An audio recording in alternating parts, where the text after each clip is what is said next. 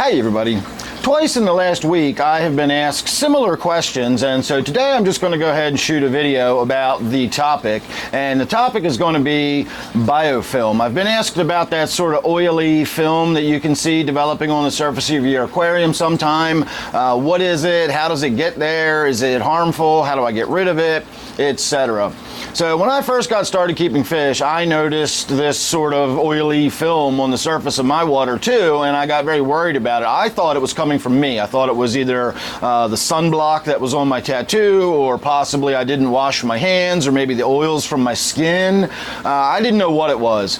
But it turns out it is simply biofilm. It's naturally occurring, and it develops because of excess proteins in the water will accumulate at the surface. There's bacteria that will then sort of colonize that protein where there's plenty of oxygen available, and you wind up with this sort of living, oily, film-looking stuff on the surface of the water. And it doesn't always have to be oily. Sometimes it just almost looks cloudy, and if you stick your fingers into the surface of the water and break it up, it'll break into like puzzle pieces, sort of chunks and broken chunks and jagged edges.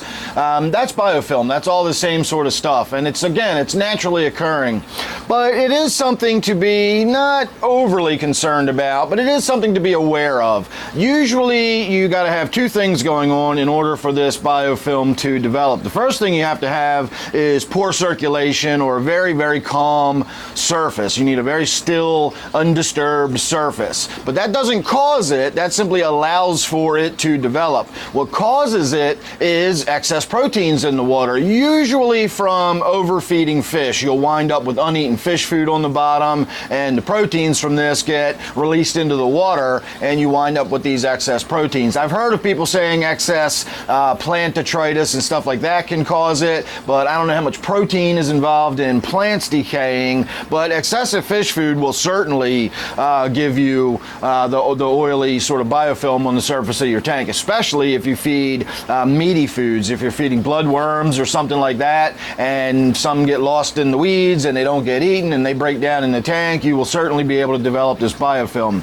So it's not harmful in and of itself, but it is indicative of poor circulation. It's indicative of excessive feeding, and it could, if it develops thick enough, start impeding your gas exchange. So it would prevent oxygen from getting in, and it would prevent CO2 from getting out, and this can cause for lower oxygen levels in the tank and poorer tank conditions, and poorer tank conditions mean more biofilm is going to develop, etc. So you really want to sort of be aware of what's going on if you see this biofilm developing. The simplest way to get rid of it, and the best thing you can possibly do for your aquarium, is to simply add an air stone. Doesn't even have to be a big vigorous air stone, just something that is sending bubbles to the surface and breaking the surface tension and allowing for some water movement around on the surface. I was really dead set against air stones when I first got started in keeping fish. That's why I had biofilm on so many of my tanks. I really liked that super calm,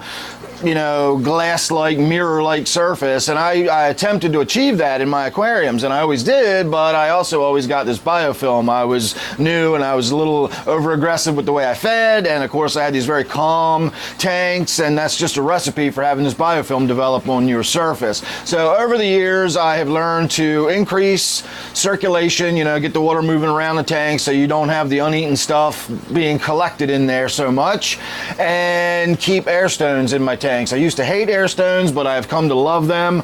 Not a huge fan of the way they look still. I don't particularly care for the bubbles in the tank, but the benefit you get from them so far outweighs any little visual, whatever. It doesn't matter to me anymore. The air stone itself will just benefit your tank in so many different ways. Your fish will be healthier, your plants will be healthier, provided you've got a simple setup. If you're injecting CO2, that's a different story, but simple setups like mine, having an air stone in it, it just does everything good, and it will certainly prevent or even eliminate, if you've already got it, it will eliminate that biofilm you've got on your surface. So again, nothing to worry about, but it is something you probably want to address and think about why it's there now that you know the various reasons that you could have it and simple solutions how to get rid of it. Another way is to have a hang on the back filter and just let the water fall into the tank a little bit, and just having that surface water pulled down into the tank and move moved around, that'll break it up. A spray bar, you keep the spray bar either really close to the surface or just above the surface, spraying down into the water, that'll break it up.